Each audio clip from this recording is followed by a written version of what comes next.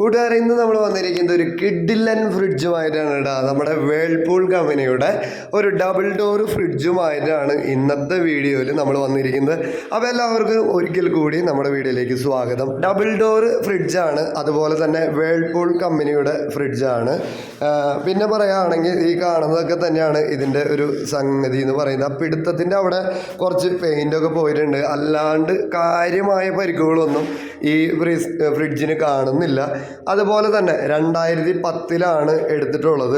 ഈ 5 സ്റ്റാർ മറ്റേ ഈ കറണ്ടിൻ്റെ ഇതുമായി ബന്ധപ്പെട്ട 5 സ്റ്റാർ അല്ല, അത് 3 സ്റ്റാറാണ്. 442 യൂണിറ്റ് വൈദ്യുതി ഒരു വർഷം ഈ ഫ്രിഡ്ജ് എടുക്കുമെന്നാണ് അതിൽ മെൻഷൻ ചെയ്തിട്ടുള്ളത്.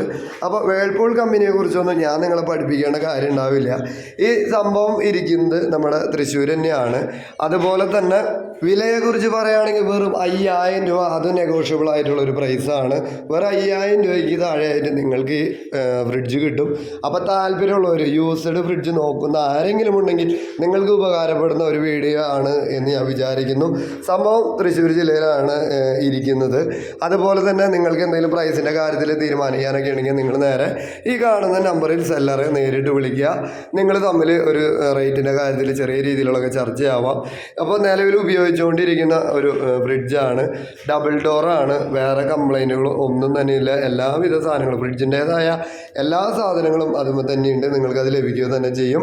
അതുപോലെ തന്നെ നിങ്ങൾ എപ്പോഴും പറയാറുള്ളത് പോലെ നിങ്ങൾ സെല്ലറെ വിളിക്കുന്നതിന് മുന്നേ ഫസ്റ്റ് കമൻ്റ് ഒന്ന് നോട്ട് ചെയ്യുക. സെയിലായിട്ടുണ്ടെങ്കിൽ വിറ്റുപോയി എന്ന് അതിൽ മെൻഷൻ ചെയ്തിട്ടുണ്ടാവും. വിറ്റുപോയിട്ടില്ലെങ്കിൽ മാത്രമാണ് നിങ്ങൾ സെല്ലറെ വിളിക്കേണ്ടത്. നമ്മൾ കമ്പനിയിൽ മാറ്റുമ്പോൾ പലർക്കും അറിയാൻ കഴിയുന്നില്ല. അപ്പോൾ 5000 രൂപയാണ്, 220 ലിറ്ററാണ്, വേൾപൂളിൻ്റെ ഫ്രിഡ്ജാണ്. അപ്പോൾ ഇതൊക്കെ ആർക്കെങ്കിലും താല്പര്യം ഉണ്ടെന്നുണ്ടെങ്കിൽ നേരെ ഈ കാണുന്ന നമ്പറിൽ വിളിക്കുക. നിങ്ങൾ പറയുന്ന റേറ്റൊക്കെ പറഞ്ഞിട്ട് തീരുമാനിക്കുക.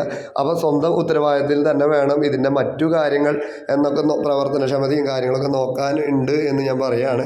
മറ്റൊരു വീഡിയോയുമായി വരുന്നവരെ ഒന്നും കൂടിയും എല്ലാവർക്കും ബൈ ബൈ.